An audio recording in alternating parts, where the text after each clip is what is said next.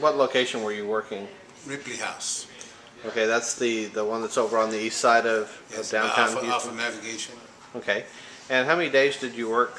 8.5. 8.5 days out of, what was it, 10 days or 12 days? I guess it'd be about 10 days. Okay. So you were there for most of the early voting. Yes. What did you observe going on in there that did you see anything that was out of line? Or? From the beginning, yes. And the stuff that I saw was inappropriate. The clerks at the beginning were not right, acting right. They were fluent in Spanish and they were speaking in Spanish, but under the regulations, supposed to be speaking in English. Of course, I didn't catch that until Friday when another poll watcher came in and showed me that, and I said, "Oh my God," you know. So I told him, "Look, this is the rule of law." And once that happened, the atmosphere changed. So they can speak Spanish when they're assisting a Spanish-speaking voter, but when they're conducting official business, they're supposed to be speaking English. That's correct. And they weren't doing that. No, they weren't doing that. Okay. Not the beginning of the week, not the first week. You know, and another thing I found that, particularly, they had a tendency of leading the people. Particularly, there were some voters who would come in and basically blend. All right, who do I vote for? And I found that rather strange because it was like they're coming to vote. Mostly were the elderly. They were coming to vote, but they were wanting the clerks to tell them how to vote, and that was so wrong. But and I was only going to be there a couple of days, but I witnessed, you know, an older gentleman, you know, he could stand tall and everything, but he said it straight, I cannot see that well. So he asked for the help verbally, and the gentleman asked, you know, so I want to vote Republican. He says, yeah, you know, whatever you want. You know, as they were going through the procedure, what he did was, okay, is that the right one? Yeah, that's okay. So Republican number 2, yes, push it. So it startled me because number 2 is Democrat, not Republican. So it got me a little irate, but I could not interfere with the procedure. The judge had her hands full. The clerks had their hands full. The computer had gone down, and there was a long line. And for me to jump in there, I would disrupt. And my call was good or bad. I didn't disrupt, but I did make a And was this one of the clerks or one of the election judges? One of the clerks. One of the clerks. Okay. And so, in your opinion, they tricked that voter into voting for a Democrat, even though they said they were voting for Republican. A Republican. Yeah, that's okay. true. And I think that a lot of this is going on. And I find it rather sad. I was not expecting this. There needs to be a change, or even on one aspect, I think maybe both parties failed because they need to have somebody outside with a tent to show the elderly people how, you know, give them a ballot even, and show them what it is so they can punch in and just come in and match it. Mm-hmm. Because, you know, because if that happened, these individuals are, who knows, I don't know about one side, but this was totally wrong. You know, besides leading these people, you know, it is just totally wrong. You know, I mean, that's how often did that happen? That I got catch, that's particularly leading, and this happened at least maybe 5-6 times a day when I could catch them. Wow. And I wasn't the only one. The other poll watchers were catching them as well. And they had one lady, you know, clerk. When she was, her voice was high, but you have to watch her when it went low. But it went low, and she got closer, and she was instructing. And that's a taboo. So all we could do is just notate it. You know, she's doing something. And we walk up to it. It got to a point that she saw that we were identifying her. She quit doing it. You know. Was anyone actually reaching in the booth when they were helping voters? Yes. So they were actually operating the machine for the voter? They weren't operating, but they had their finger on showing them where to vote. Okay. You know, I mean, as far as I can tell, you're not supposed to do that. I mean, you can instruct them, but you're not supposed to go and point at them. You can be saying all the different parties and have your finger at one spot. Right. You know, I mean, and every time we come close, they'll pull it out. And when you witnessed these complaints, did you talk to the election judge about it? Yes. And she told me she's already instructed them. She showed them out. She showed out one clerk in front of me. but she was lackadaisy. But after that, she straightened up. She was among the few that did. I think because this was the first time they had poll washers, they were too relaxed. Their training wasn't what it's supposed to be.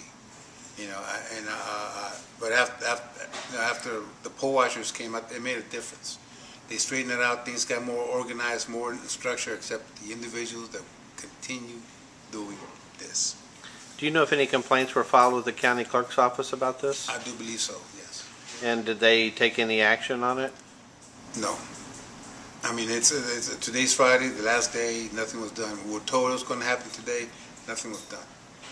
So you witnessed the same things today that you saw basically on the first day, other than the Spanish-speaking? Yes. Well, it was two individuals in particular. Right.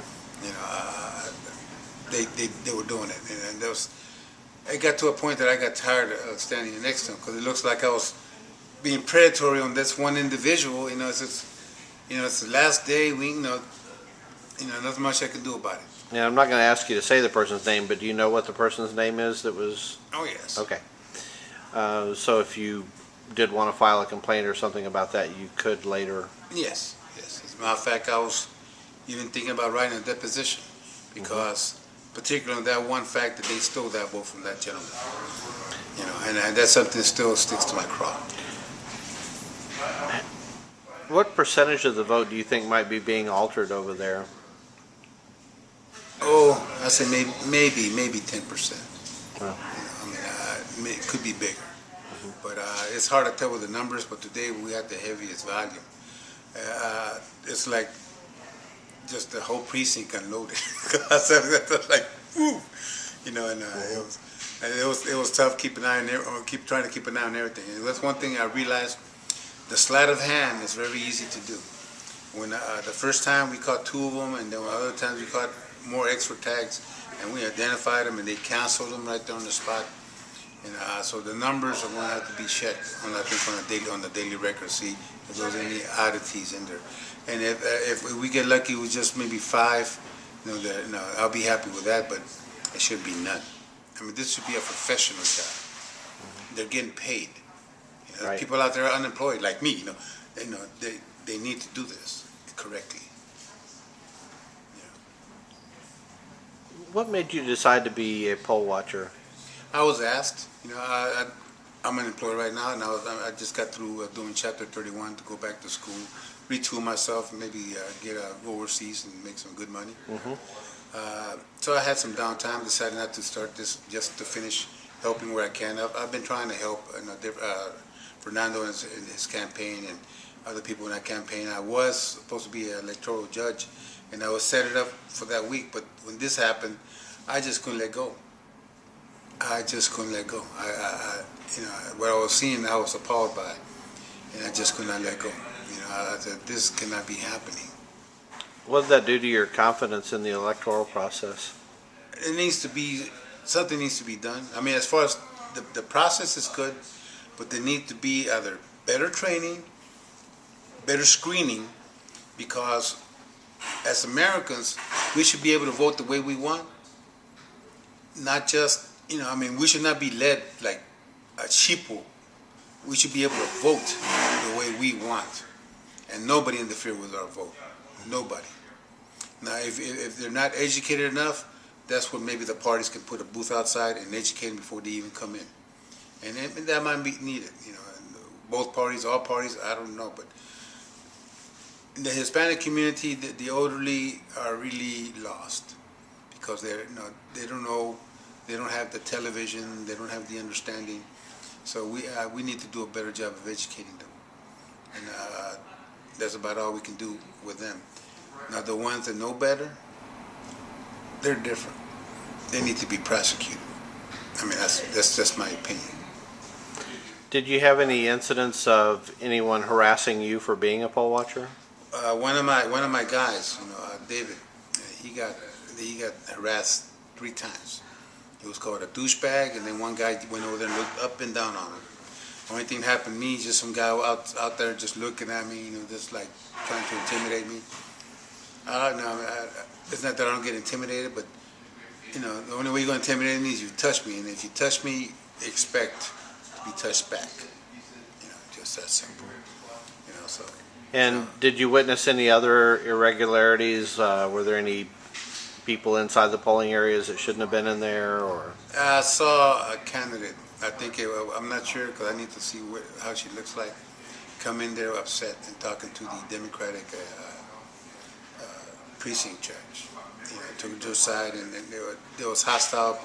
She was very hostile because I guess because things weren't happening the way they usually happen. I think because I guess I was there, and I understood Spanish, and I could understand what was happening. Okay. Because it's easy to you can talk to someone, and if they don't understand what's happening, they make it look like it's something, but they're doing something else. Whereas with me, they couldn't do that. Because I won't say I'm fluent, but I'm fluent enough. Okay. And did you witness any other candidates in, or hear about any other? There might have been some that came to vote. But that's about all. But this one did not come to vote. She just walked right in, and they were Miss. Well, I don't know if I can say her name, but she did come in electioneering. The judge, the presiding judge, went out there to warn her that she's not supposed to be doing that and to leave, and had to come back in and call because she wouldn't leave. So she did do it. And this was a candidate? Yes. Do you want to say who the candidate? Ms. Farrar.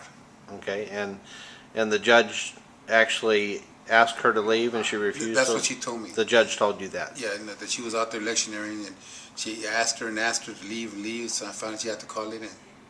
Okay. She volunteered that information. I didn't ask her for it. I didn't know what the commotion was. But she volunteered that to me. Okay. Well, I appreciate your service as a poll watcher. It's a needed job in the system, obviously, from what you saw. It's very needed. As a matter of fact, I think we need to get more involved doing it. I think the system is that's one way to try to correct it. And I tell you, it opened my eyes. I was not expecting to find what I found. And the American, it's like a thorn on the side of the American dream. And I don't believe that. We should all have our rights. That's what I feel.